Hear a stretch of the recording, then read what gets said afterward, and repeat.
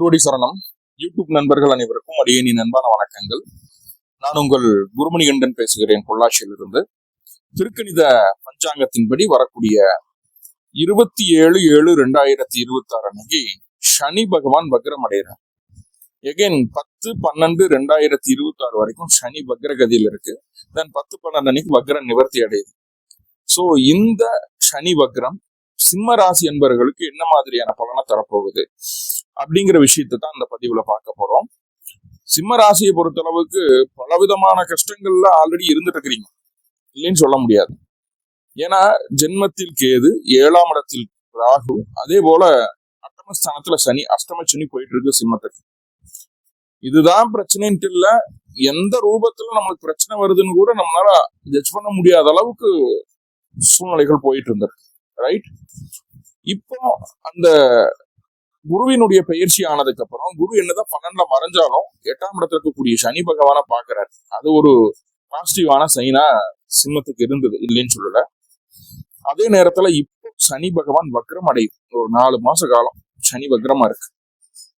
இது நம்மளுக்கு பாசிட்டிவா இருக்குமா, நம்மளுக்கு சப்போர்ட் பண்ணுமா, இதுல என்னென்ன விஷயங்கள் நம்மளுக்கு சாதகமா இருக்கு, இல்ல ஏதாவது குறைகள் இருந்ததுன்னா அதை எப்படி சரி செய்துக்கலாம், அதுக்கான வழிபாட்டு முறைகள் என்ன, அதை எப்படி செய்யணும் அப்படிங்கிற எல்லா விதமான விஷயங்களையும் இந்த பதிவுல பார்க்க போறோம்.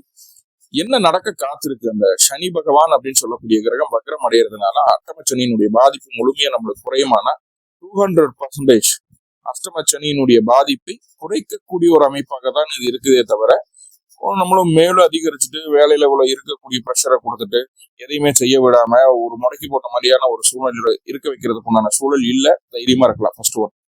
சரி, என்னதான் நடக்க போகுது சனி வக்ரமாச்சு அப்படின்னா, நிறைய விஷயங்கள்ல நன்மை. ஃபர்ஸ்ட் முக்கியமான விஷயம் என்னன்னா, சிம்மராசிக்காரங்களுக்கு திருமணமாகாம பயங்கர சிரமத்துல எங்க போய் வரனை பார்த்தாலும் சரி, ஒரு தேடி வரக்கூடிய வரனா இருந்தாலும் நம்மளா தேடி போனாலும் எல்லா ஸ்டேட்டஸ் மற்ற விஷயங்கள் எல்லாம் உங்களுக்கு ஒத்து வந்துருச்சு, ஜாதகமும் ஒத்து வந்துருச்சு, எந்த தொந்தரவும் இல்லை, சரியான முகூர்த்தமும் கிடைச்சிருச்சு, நமக்கு மண்டபம் எல்லாம் கிடைச்சி கடைசி நேரத்துல திருமணம் நின்ன நிறைய சிம்ம ராசிக்காரங்கள் இந்த காலகட்டம் இருந்திருக்காங்க. நிறைய பேர் எப்ப சார் எனக்கு நடக்கும்னு கேட்கக்கூடிய அமைப்புகள் எல்லாம் இருந்திருக்கு.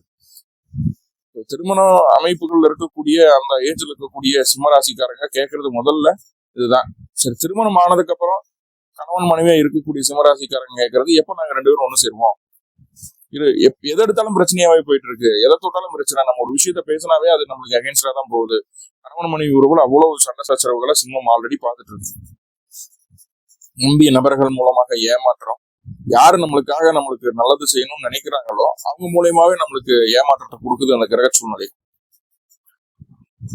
சோ இப்படி எல்லாம் போயிட்டு இருக்கும்போது கணவன் மனைவிக்குள்ள இருக்கக்கூடிய பிரச்சனைகளை இந்த வக்ரச்சனி தீர்த்து வைக்குது. கண்டிப்பாக தீர்த்து வைக்கும், அதுல எந்த மாற்றமும் இல்லை. கண்டிப்பா தீர்த்து வைக்கும். 2வதா ரொம்ப முக்கியமான விஷயம், திருமணமாகாத சிம்ம ராசி நண்பர்களுக்கு திருமண பந்தத்தை ஏற்படுத்தி கொடுக்கும். நல்ல வரன் கிடைப்பாங்க. நம்மளுக்கு தகுந்த வரன் நம்மளுடைய சூழலை எல்லாம் புரிஞ்சுக்கிட்டு நம்மளை ஏற்றுக்கக்கூடிய வரன் கண்டிப்பா கிடைப்பாங்க. 3வதா ரொம்ப முக்கியமான விஷயம், கோர்ட்டு கேஸ், வம்பு வழக்கு பிரச்சனைகள் ஏதாவது சிம்மத்துக்கு இருந்துட்டு இருக்குது. ஸோ முன்னாடி எப்பவோ செய்த தவறுகளுக்கு இப்ப தண்டனை அனுபவிச்சுட்டு இருக்கோம். முன்னாடி செய்த தவறுகளுக்கெல்லாம் ஒரு ரிலீஃப் கிடைக்காதா அப்படின்னு ஏங்கிட்டு இருக்கக்கூடிய சிம்மராசிக்காரங்க நிறைய பேர். வேலை செய்யும் போது கேஸ் ஆயிருந்திருக்கலாம், வண்டி வாகனத்துல விபத்துக்கள் நடந்திருக்கலாம், இல்ல ஒரு கிரெடிட் கார்டு அந்த மாதிரி விஷயங்களுக்குள்ள போயிருக்கலாம், ஒரு லிட்டிகேஷன் ப்ராப்பர்ட்டி வாங்கி அந்த மாதிரி கேசஸ் இருக்கலாம். எதுனாலும் சரி, உயிர் சொத்து சம்பந்தமான பிரச்சனைகள் இருக்கலாம், அங்காளி பங்காளிகளுக்குள்ள பிரச்சனை இருக்கலாம், பாக பிரிவின்ல தொந்தரவுகள் இருக்கலாம். இப்படி எதுனாலும் சரி. ஸோ அந்த கோர்ட்டு கேஸ் வழக்கு அப்படின்னு இருக்குது அப்படின்னா அது உங்களுக்கு சாதகமா முடியும். இது டிவோர்ஸ் கேஸ் போயிட்டு இருக்குன்னு வைங்களேன், நல்லா டிவோர்ஸ் கேஸ் போயிட்டு இருக்கு அப்படின்னா நீங்க என்ன நினைக்கிறீங்க? அவரோட சேர்ந்து வாழலாம் நினைக்கிறீங்களா, வெளியே வரலாம் நினைக்கிறீங்களா? உங்களுடைய விருப்பம் என்ன? அத இந்த சனி பகவான் செயல்படுத்திடுவார். சனி பகவான் கட்டாயமா செயல்படுத்திடுவார். ரைட். ஸோ இதெல்லாம் ஒரு பக்கம் இருக்கட்டும். குடும்ப பிரச்சனையாகட்டும், குடும்பத்துல என்னென்ன பிரச்சனைகள் இருந்தாலும், குடும்ப உறவுகளுக்குள்ள என்ன சங்கடங்கள் இருந்தாலும், சலிப்புகள் இருந்தாலும், குடும்பத்துக்குள்ள 1000 பிரிவினர்கள் இருந்தாலும் எல்லாம் ஒண்ணு சேர்றதுக்கு உண்டான ஒரு நல்ல காரியத்தை நடத்தி வைக்கலாம். குடும்பத்துல ஏதாவது சுபகாரியம் நடக்கும், குடும்ப நபர்கள்லாம் ஒண்ணு சேருவீங்க. நிறைய பகைகள் இருக்கும், நிறைய பேச்சுவார்த்தைகள் இருக்கும், நிறைய சங்கடங்கள் இருக்கும், சலிப்புகள் இருக்கும். எல்லாத்தையும் தாண்டி உங்களுக்குள்ள ஒரு நல்ல ஒரு ஒப்பீனியன் உண்டாகும் குடும்ப உறவுகளுக்குள்ள. அதுவும் நம்ம சனி பகவான் செய்யக்கூடிய ஒரு நல்ல விஷயமா இருக்கு. கண்டிப்பா சனி வக்ர காலகட்டங்கள்ல உங்களுடைய குடும்பத்துல கண்டிப்பா ஒரு சுபகாரியம் நடந்து இதுல மாற்றம். ஒருவேளை உங்களுக்கு திருமணமாகாம இருந்தா கூட அதை ஆல்ரெடி சொல்லிட்டேன் இல்லையா, திருமணமாகாம இருந்தா கூட நம்மளுக்கு நடக்கும். சரி, இரண்டாவது குழந்தைக்காக வெயிட் பண்றீங்க, முதல் குழந்தை இருக்கு சாமி, ரெண்டாவது குழந்தைக்காக வெயிட் பண்றோம், நானும் முயற்சிகள் எடுத்துட்டே இருக்கோம், கிட்டத்தட்ட நான் முதல் குழந்தைக்கு ரெண்டாவது குழந்தைக்கு 5-6 வருஷத்துக்கு மேல கேப் ஆயிடுச்சு, கிடைக்கவே இல்லை அப்படின்னு அந்த மாதிரியான ஒரு சூழ்நிலைகள் இருந்ததுன்னா அது கூட இந்த காலகட்டம் உங்களுக்கு ஃபேவரா இருக்கு. அதுக்கான முயற்சிகளை தாராளமா நீங்க எடுக்கலாம், அதுக்கான முயற்சிகளை தாராளமா எடுக்கலாம், உங்களுக்கு கண்டிப்பா ஃபேவரா இருக்கும் அப்படிங்கிற விஷயத்த. ஸோ அது நல்ல விஷயம். நாள் வரைக்கும் சம்பாரிச்ச காசை வச்சுதான் செலவு பண்ணிட்டு இருக்கோம், நிறைய பொருளாதார இழப்பீடுகளை சந்திச்சாச்சு, எங்கெல்லாம் எதிர்பார்த்தோமோ அங்கெல்லாம் பணம் கிடைக்கல, எங்கெல்லாம் எதிர்பார்க்கலையோ அங்கெல்லாம் செலவுகள் ஆகிட்டு இருக்கு. 10 ரூபாய்னு போனோம்னா 20 ரூபா 30 ரூபா செலவாகுது, 100 ரூபாய் 1000 ரூபாய் ஆகிற அளவுக்கெல்லாம் இருக்கு. அப்படி செலவு பண்ணி பிரயோஜனம் இல்லை, அந்த காரியம் எனக்கு நடந்த மாதிரி ஒரு ஃபீல் ஆகல அப்படின்னு இருக்கக்கூடிய ஒரு சிம்மராசிக்காரங்களா இருக்கீங்க அப்படின்னா உங்களுடைய வருமானம் இப்போது அதிகரிப்பதற்கு உண்டான முயற்சிகள் செய்துட்டு இருக்கீங்க அப்படின்னா கண்டிப்பா உங்களுக்கு வருமானம் அதிகரிக்கும். அதுக்கான இதுக்கு முன்னாடி நீங்க போட்ட எல்லா எஃபோர்ட்டுமே இந்த டைம் உங்களுக்கு ஒரு ஃபேவரான ஒரு பாசிட்டிவான பலனை கொடுக்கும். இதுக்கு முன்னாடி என்ன எஃபர்ட் போட்டாலும் அது இப்பதான் அதுக்குண்டான ரிசல்ட் நீங்க அனுபவிக்க முடியும், அதுல எந்த மாற்றமும் இல்லை. அதே போல கண்ணு சம்பந்தமான பிரச்சனை இருக்கிறவங்களுக்கு முகத்துல உடம்புல ரத்தம் குறைவா இருக்கு அப்படின்ற மாதிரியான ஒரு ஃபீல், அது அனிமிக்கா இருக்கிறீங்க, அதனால குழந்தை பேருக்கோ மற்ற எந்த விஷயத்துக்கோ அனிமிக்கா இருக்கீங்க, அதனால எந்த இதையும் என்னால செய்ய முடியல பிடிக்க முடியல, அந்த மாதிரி சூழல்கள் இருந்தாலும் அதுவும் உங்களுக்கு சாதகமா மாறுது. உடம்பில் இருக்கக்கூடிய ரத்த வெள்ளை அணுக்கள், அந்த ஹீமோகுளோபின், இந்த அளவுகள்லாம் அதிகரிக்கிறத பார்க்க முடியாது. அதுக்கான சின்ன முயற்சி எடுத்தீங்கன்னா போதுமானது. இப்போ பிசிக்கலா நீங்க ஸ்ட்ரென்தன் ஆவீங்க. அதையும் இந்த அட்டமச்சனி வக்ரத்தில் இருக்கும்போது கொடுக்குது. ரொம்ப முக்கியமான கவனமான விஷயம் என்னன்னா, சனிதான் வக்ரமாயிருச்சு இல்ல அப்படின்னு சொல்லிட்டு நிறைய சிம்மராசிக்காரங்க என்ன பண்ணுவீங்கன்னா பிசினஸ்ல பெரிய சேஞ்சஸ் பண்ணணும்னு நினைப்பீங்க. ரெண்டாவது, வேலைக்கு போயிட்டு இருக்கக்கூடிய சிம்மராசியா இருக்குது அப்படின்னா வேலையில இந்த வேலையை விட்டு அடுத்த வேலைக்கு போகலாம், கொஞ்சம் இவ்வளவு நாள் பிரச்சனை தாங்கியாச்சு, இவ்வளவு நாள் சகிக்க முடியாம இருந்தாச்சு, குடும்ப சூழ்நிலைக்காகவோ உங்களுடைய எக்கனாமிக்கல் சூழ்நிலைகளுக்காகவோ சலிக்க முடியாம இருந்தாச்சு, இப்போ கொஞ்சம் ஃப்ரீயா இருக்கு, வேற பக்கம் வேலையை பார்த்துட்டு போகலாம் அப்படின்ட்டு இங்க பேப்பர் போட்டு அடுத்த வேலைக்காக வெயிட் பண்ணிட்டு இருக்கிறது. அந்த கம்பெனில இருந்து எப்படியாவது வெளியே வரணும், அதுக்கப்புறம் எப்படியாவது தேடி பிடிச்சி ஒரு வேலையை பிடிச்சிடலாம் அப்படின்னு ஒரு எண்ணம் இருக்கு சிம்மராசி சில நபர்களுக்கு. இப்போ அதை ப்ரொசீட் பண்ணுவீங்க. பிசினஸ்ல சேஞ்சு, வேலையில சேஞ்சு, இது எல்லாம் அஷ்டம சனி இருக்குது, வக்ரம் ஆகட்டும் வக்ரம் இல்லாம இருக்கட்டும் பண்ணக்கூடாது. இல்ல சார் நான் அப்படித்தான் பண்ணுவேன் அப்படின்னு சொல்லி பண்ணி கையில இருக்கிற காசு பணத்துல இன்வெஸ்ட் பண்ணி புதுசா தொழில் ஆரம்பிக்கிற இந்த மாதிரி விஷயங்களை தான் பண்ணீங்கன்னா கண்டிப்பா நம்மளுக்கு கையில இருக்கக்கூடிய வருமானம் அப்படிங்கிறது, வரக்கூடிய வருமானம் அப்படிங்கிறது இல்லாம போறதுக்கும், அதே நேரத்துல இது வரைக்கும் சேமிச்சு வச்ச காசை இன்வெஸ்ட் பண்ணும்போது அது உங்களுக்கு விரயமா போறதுக்கும் வாய்ப்பு இருக்கு. முதல்ல எங்க துவங்குனீங்களோ அதே இடத்துல கொண்டு விட்டுரும்.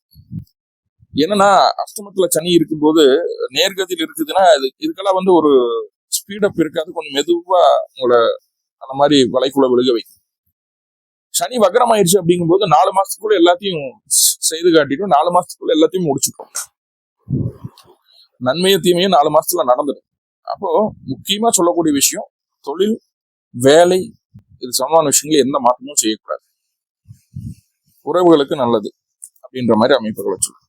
பாருங்க, வேலையில தான் பெரிய மாற்றத்தை செய்யணும்னு முடிவு பண்ணும், இருக்கிறத விட்டுட்டு பறக்கிறதுக்கு ஆசைப்படுவோம், இந்த பொசிஷனை விட்டு அடுத்த பொசிஷனுக்கு போகலான்னு நினைப்போம். ஸோ தயவு செஞ்சு அந்த விஷயத்துல மட்டும் கவனமா இருங்க. இல்லை அப்படின்னா வரதை அனுபவிச்சே ஆகணும், அதுல எந்த மாற்றமும் இல்லை. சரி, வேற என்னவெல்லாம் சிம்மத்துக்கு ஒரு ஃபேவரான விஷயத்த சொல்லுது அப்படின்னு சொல்லி பார்த்துட்டீங்கன்னா பாருங்க, நல்ல முக்கியமான விஷயம், குழந்தை இல்லாத சிம்மராசி அன்பர்களுக்கு 2வது குழந்தைக்கு மட்டும் இல்ல, முதல் குழந்தைக்குமே சில வழிபாடுகளை நேர்த்தியா செய்யும் போது முதல் குழந்தைக்குமே அந்த பாக்கியத்தை ஏற்படுத்துது. என்ன சார் பண்ணணும்?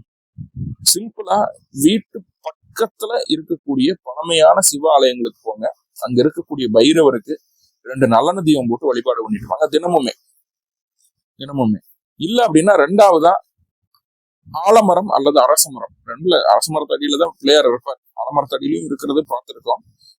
காவல் தெய்வங்கள் ஆலமரத்தடியில இருக்கும், பிள்ளையார் அரசமரத்துல அடியில் இருக்கக்கூடிய பிள்ளையார் காலையில 8 மணிக்குள்ள அந்த பிள்ளையார வழிபாடு பண்ணிருக்கும்.